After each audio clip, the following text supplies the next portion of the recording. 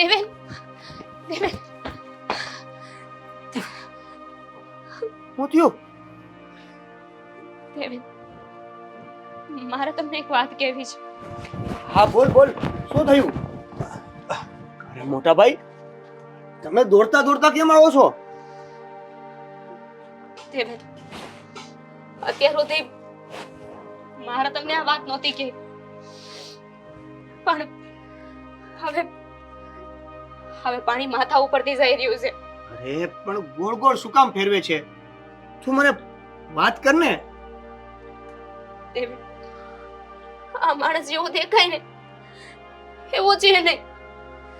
એટલે દેવેન, આ તમારા મોટા ભાઈ તમારી આવી પરિસ્થિતિનો ફાયદો ઉઠાવી રહ્યા છે.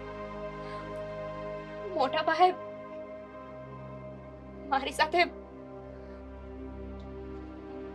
મારી છેડતી કરવાની કોશિશ. આ શું બોલો છો દેવેન? આ તારી ઘરવાળીને સમજાવ. મારી ઉપર ખોટા ખોટા આરોપ નાખે છે. હેતલ, મેં તો એની સાથે વાત પણ નથી કરી અને એ મને કહે છે કે મેં છેડતી કરી. દામિની, આ શું બોલે છે તું? દેવેન, હા શું કહું છું, અત્યાર સુધી મેં તમને વાત ન કરી, પણ દિવસે ને દિવસે ભાઈની નજર ગંદી થતી જાય છે. અરે આ કેવું બોલે હેતલ! જોયું તે? હા જોયું આ મારી ઉપર કેવા કેવા આરોપ નાખે છે. દેવેન, તું તો કઈ કે તારા ભાઈ ઉપર આ કેવા આરોપ મૂકે છે? હા શું કહું છું ને, ખોટું હું કીધું મેં? તમને એમ હતું ને કે હું તમારાથી બી જાય, દેવેનને વાત નહીં કરું. પણ હું બી જાય? મેં તને ક્યારે બીવડાવી ને વાત? કઈ વાત કરવાની? મેં તને ક્યારે કઈ કીધું? આ બધું ખોટું બોલે છે. દામિની, આ બધું બોલવાનું કારણ શું છે? અરે દેવેન, તમે જ વિચારો ને, હું કાં ખોટું બોલું? અરે આમને ગુનામાં લેવા હારું હું મારું ચારિત્ર્ય ખરાબ કરું. હું તને એમ નથી કહેતો કે તું તારું ચારિત્ર ખરાબ કરે છે, પણ મોટા ભાઈ ઉપર આરોપ નાખવાનું કારણ શું છે? અરે આરોપ નથી નાખતી, હા શું કહું છું. અને હાચું તો હું છે ને હું તમને કહું છું, આ દામિનીને છે ને બીજા છોકરા જોડે લફરું છે. અરે બસ ભાભી, હા, અને એ પોતાનું છુપાવવા માટે હા મારી ઉપર આરોપ નાખે છે. બંને ભાઈના ઝઘડા કરાવે છે. દેવેન, ભાભી ખોટું બોલે છે. મારું કોઈ હારે કઈ લફરું નથી. હા, એ આપણને બે ભાઈને અલગ કરવા માટે આ બધું કરે છે કાવતરું. આપણે બે ભાઈ અલગ થાય ને પછી તું એકલો એને યારે રહેવા જાય અને એ પોતાને મનગમતા છોકરા હારે ફરી શકે ને, એટલે આ બધા નાટક છે. હા, તો તમે બધા આ શું કરવા બેઠા છો ને, મને નથી સમજાતું. મને એવું લાગે છે કે મારા સાજો થતો જાઉં છું એમ મને વધારે દુઃખ થતું જાય છે.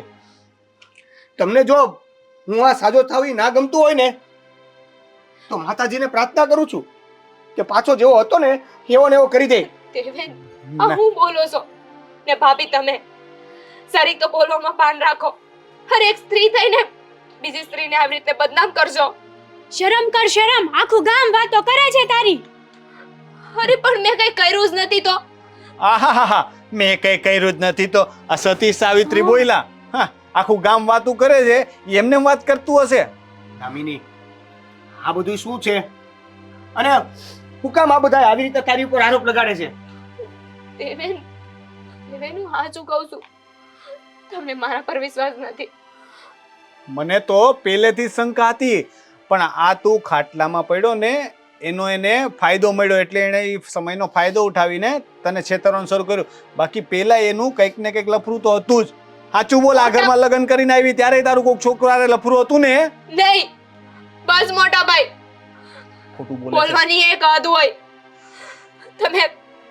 તમારે મને જે કેવું હોય નહીં કહી શકો, પણ તમને કોઈ એવો હક નથી આપ્યો કે તમે મારા ચારિત્ર્ય વિશે આવું બોલો.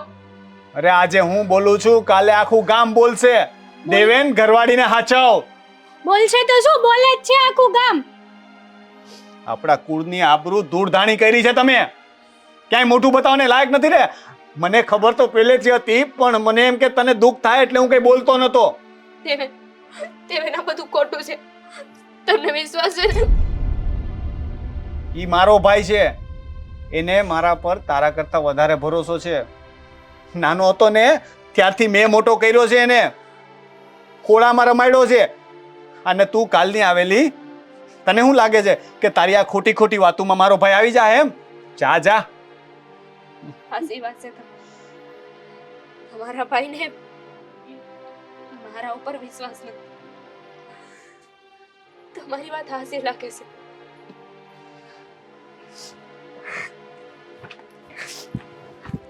જોયું ને, વહી ગઈ ને, ભાગી ગઈ ને. સાચું કીધું, ત્યાં ભાગી.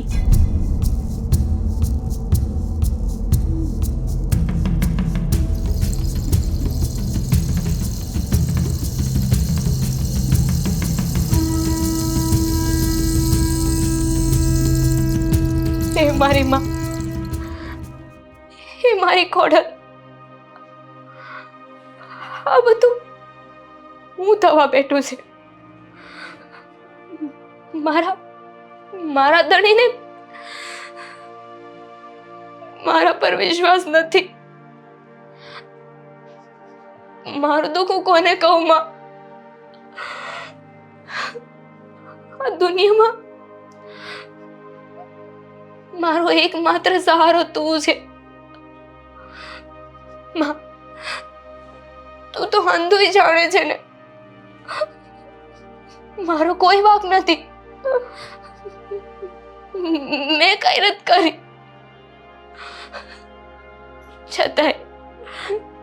છતાંય આજે મારા ચારિત્ર પર શંકા થઈ રહી છે. મારા ચારિત્ર પર દાગ ન લાગવા દેતી, દાગ ન લાગવા દેતી. આમાંથી બહાર નીકળવાનો રસ્તો હવે તું જ બતાવ મારી માં, તું જ બતાવ.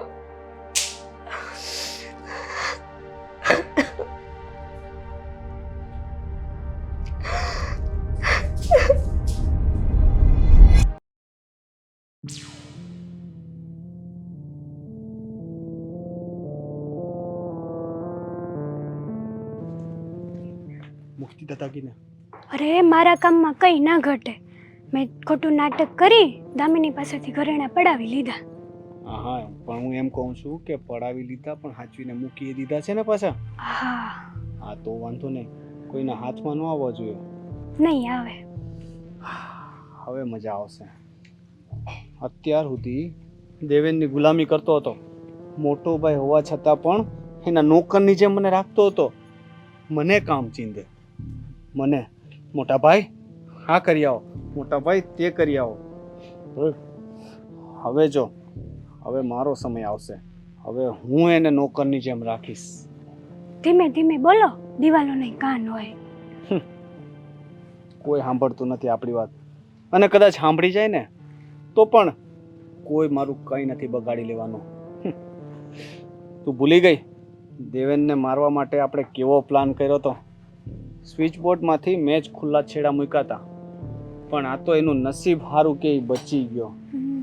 પણ કોઈને કંઈ ખબર નથી પડી ને આપણે તો બચી ગયા.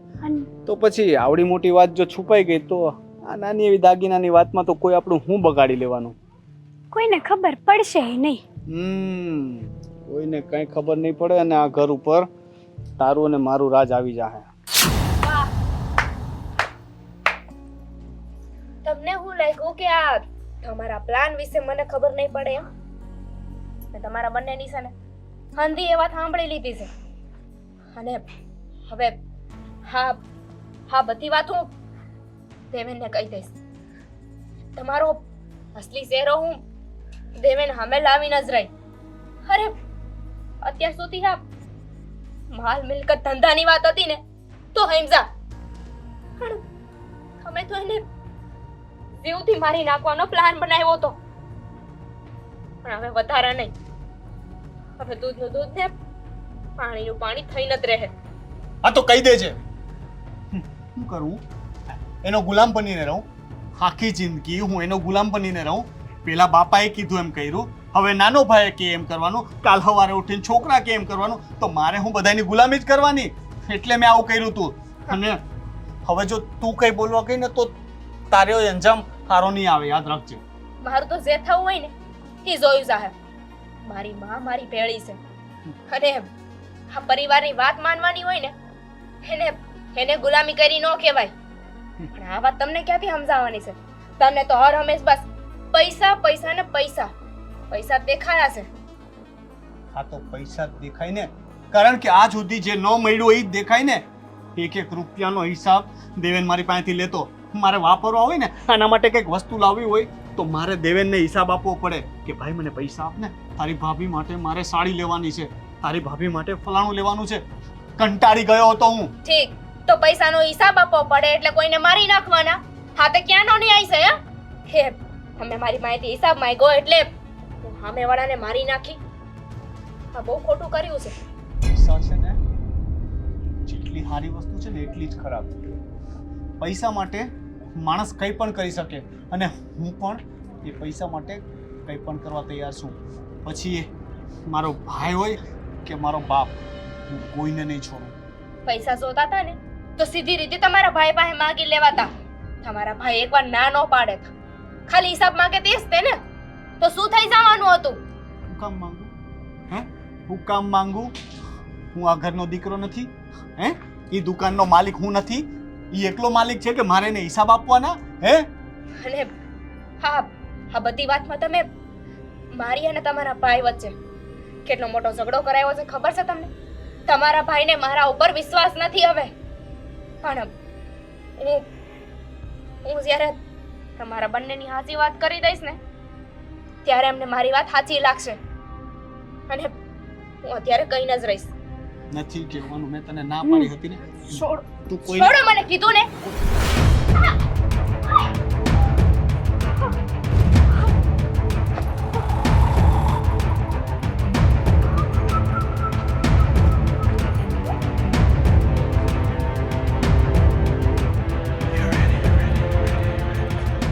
મરી તો નથી ગઈ ને? તમને દામિની? ખબર દામિની, હવે આનું શું કરશું? તમે તો કીધું તું કે પૈસા માટે હું કંઈ પણ કરીશ, અને આમ પણ આ જો બહાર જાત ને તો રૂપિયાય જાત અને આબરૂય જાત. મને કોઈ શોખ નથી જેલના સળિયા પાછળ જવાનો. હવે મોઢું બંધ કર અને આને ઉપાડ અહીંયાથી, પાછળ ભંડક આમ નાખી દઈએ. હા હા, પણ પેલા આના હાથ પગ મોઢું બાંધવું જોઈએ ને, આનો કઈ ભરોસો થોડો. હા, પણ પેલા અહીંયાથી તો ઉપાડ, જલ્દી ઉપાડ. પગ પકડ, પગ પકડ.